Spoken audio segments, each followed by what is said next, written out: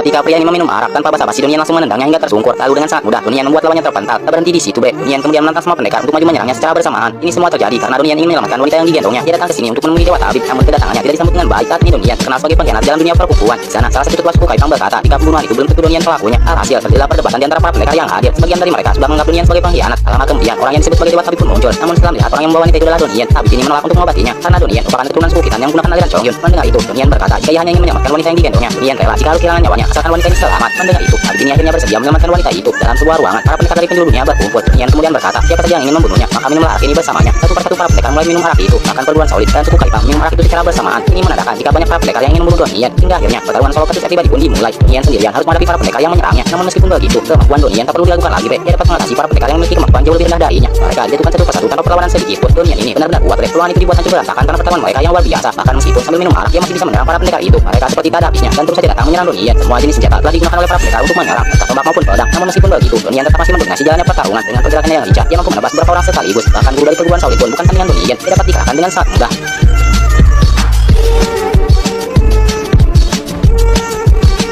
Melihat hal itu, para ketua dari suku Kaipang mulai datang menyerang Donian. Para ketua ini ternyata mampu membuat Donian sedikit kewalahan. Mereka menyerang Donian secara bersamaan tanpa henti. Donian semakin terpojok. Para ketua geng pengemis menyerang Donian secara bersamaan. Ternyata para ketua ini mampu membuat Donian sedikit kewalahan. Namun meskipun begitu, dengan kemampuan serta jurus 18 tapak naga, mereka bukanlah lawan yang menakutkan. Donian mampu menghadapi mereka. Bahkan hanya dengan hembusan jurus 18 tapak naga, mereka dibuat terpental jauh. Namun ini belum berakhir. Para pendekar dengan tameng mulai bermunculan dan mengepung Donian dari segala arah. Sepertinya mereka memang menginginkan kematian Donian. Namun bukan alih kumpul namanya. Jika hal ini saja membuat Donian ketakutan tanpa ragu sedikit pun, Donian menghadapi mereka satu persatu. Meskipun terkadang mereka datang secara bersamaan menyerang Donian. Ini merupakan pertarungan alih kumpul yang panjang. Tentu saja meskipun jurus 18 tapak naga itu kuat, namun jika lawannya sebanyak ini, Donian pasti kelelahan dan ini akan menguras banyak tenaganya. Sayangnya istri wakil suku Kaipang menyandra wanita yang ingin Donian selamatkan. Donian mencoba menyelamatkannya, namun para prajurit tameng ini tak membiarkan Donian lewat begitu saja. Dengan jurus 18 tapak naga, Donian menghantam mereka satu persatu. Tameng itu tak bisa memblokir serangan Donian sama sekali. Menyadari hal itu, mereka menyerang secara bersamaan dan mengurung Donian di dalamnya. Lalu kedua ketua suku Kaipang menusukkan tombaknya ke tubuh Donian. Jurus naga dalam dikeluarkan yang membuat mereka terhempas bertaburan. Setelah itu, Donian bergegas menyelamatkan wanita itu dengan melepaskan tombaknya. Namun sialnya, tiba-tiba saja ada yang menusuk Donian dari belakang. Siapa sangka ternyata itu adalah Dewa Tabib. Belum cukup sampai di situ, salah satu ketua suku Kaipang menusuknya menggunakan tombak. Alhasil Donian mengalami banyak luka di sekujur tubuhnya. Meskipun begitu, Donian masih bersikeras untuk menyelamatkan wanita ini. Itu semua karena dia satu-satunya orang yang masih percaya kepada Donian. Para pendekar itu kemudian kembali berdatangan ingin membunuh Donian. Sementara itu Donian sendiri sudah tak bisa mengeluarkan jurus 18 tapak naga miliknya. Tubuhnya sudah tak sanggup lagi. Hal itu membuat para pendekar ini menyerang Donian secara bersamaan. Namun di saat terdesak dan hampir mati, tiba-tiba atap bangunan runtuh menimpa mereka yang sedang meroyok Donian. Lalu kemudian sebuah tali menarik Donian dari sana. Kira-kira siapa orang yang telah menyelamatkannya?